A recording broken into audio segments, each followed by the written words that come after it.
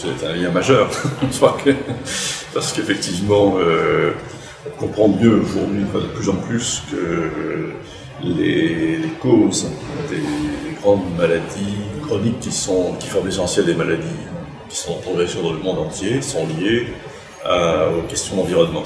Mais il faut définir l'environnement de façon large, donc, en incluant évidemment l'alimentation, le mode de vie, parce que tout ça s'influence. Alors la bonne nouvelle, la mauvaise nouvelle, c'est qu'effectivement, on a un environnement qui s'est dégradé et qui donc a des conséquences au niveau sanitaire importantes. La bonne nouvelle, c'est que dans la mesure où on a bien compris ça, on peut arrêter les choses, donc et on peut agir. Je mets l'accent sur cette dimension-là.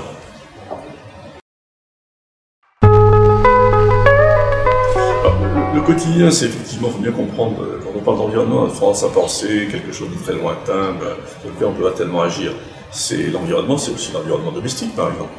L'affaire du bisphénol montre très clairement que c'est à partir d'une contamination tout à fait banale, principalement le fait de manger d'ouvrir des boîtes de conserve et de manger le contenu de la boîte de conserve, qui fait que la population s'est contaminée de façon très, très massive, puisque les dernières données qu'on a en France, c'est 96% des femmes enceintes.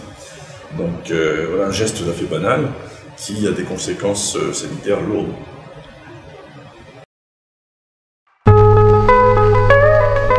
Le message est celui-là, c'est effectivement il faut que la question santé-environnement soit au cœur des politiques de santé, au cœur des politiques d'environnement. Il faut qu'on sorte un peu de la marginalité dans laquelle on a souvent considéré ces questions. Et donc ça suppose effectivement un changement des politiques publiques, ça suppose aussi un changement des comportements, un changement des procédés. Je reviens sur cet exemple du bisphénol, mais vous changez le procédé de revêtement de l'intérieur des boîtes de conserve, vous avez ce qui n'est pas extraordinaire à faire, ça se fait d'ailleurs assez largement maintenant, eh bien vous avez un gain de santé considérable.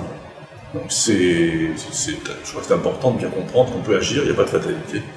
Mais ça suppose aussi que tout le monde, pas simplement les citoyens par rapport à leur propre mode de vie, mais les industriels notamment, changent aussi une bonne partie de leur procédé. Ça suppose aussi que les réglementations évoluent, elles tiennent compte des connaissances scientifiques d'aujourd'hui, et c'est ce qui se passe avec ce que nous appelons le changement de paradigme des perturbateurs endocriniens. Il faut changer la base sur laquelle aujourd'hui l'alimentation est faite, donc ça suppose pas mal de changements, mais le résultat sera à l'arrivée.